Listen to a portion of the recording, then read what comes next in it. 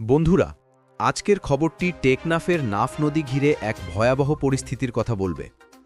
মিয়ানমারের সশস্ত্র গোষ্ঠী আরাকান আর্মি আবারও বাংলাদেশের জেলেদের ধরে নিয়ে গেছে। সর্বশেষ তথ্য অনুযায়ী ৬ জন জেলেকে নৌকাসহ ধরে নিয়ে যাওয়া হয়েছে। মিয়ানমার ভিত্তিক সংবাদ মাধ্যম গ্লোবাল আরাকান নেটওয়ার্ক জানিয়েছে, ৩ ডিসেম্বর পৃথক অভিযানে আরাকান কোস্টাল সিকিউরিটি ফোর্স জেলেদের আটক করে। তাদের অভিযোগ, জেলেরা নাকি আরাকান আঞ্চলিক জলসীমায় অবৈধভাবে প্রবেশ করে মাছ ধরছিল। আরাকান আর্মির পক্ষ থেকে বলা হয়েছে, তাদের বিরুদ্ধে কঠোর ব্যবস্থা নেওয়া হবে। কিন্তু বাংলাদেশি জেলেদের পরিবার এখন দিশাহারা। কোথায় আছে তাদের মানুষগুলো? কী অবস্থায় আছে তারা? হৈকিয়ং ইউনিয়নের ইউপি সদস্য সিরাজুল মোস্তফা লালু নিশ্চিত করেছেন, সেদিন সকালে ঝিমুংখালী সংলগ্ন নাফ নদীতে মাছ ধরার সময় ২টি নৌকা ঘিরে ধরে আরাকান আর্মির সদস্যরা। যাদের পরিচয় পাওয়া গেছে, পয়েন্ট নাম্বার 1 মোহাম্মদ সালিম, আবুল হাশেমের ছেলে। পয়েন্ট নাম্বার 2 রিয়াজ উদ্দিন, অলি হোসেনের ছেলে।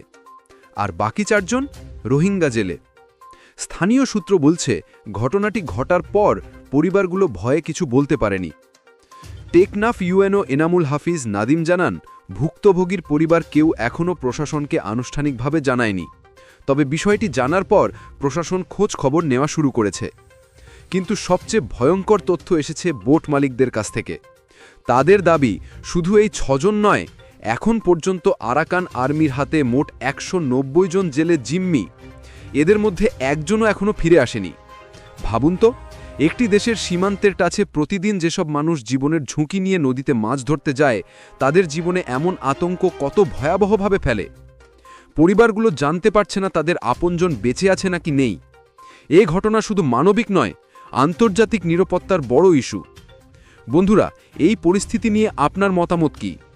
বাংলাদেশ মিয়ানমার সীমান্তে জেলেদের নিরাপত্তা নিশ্চিত করতে কী ধরনের পদক্ষেপ জরুরি?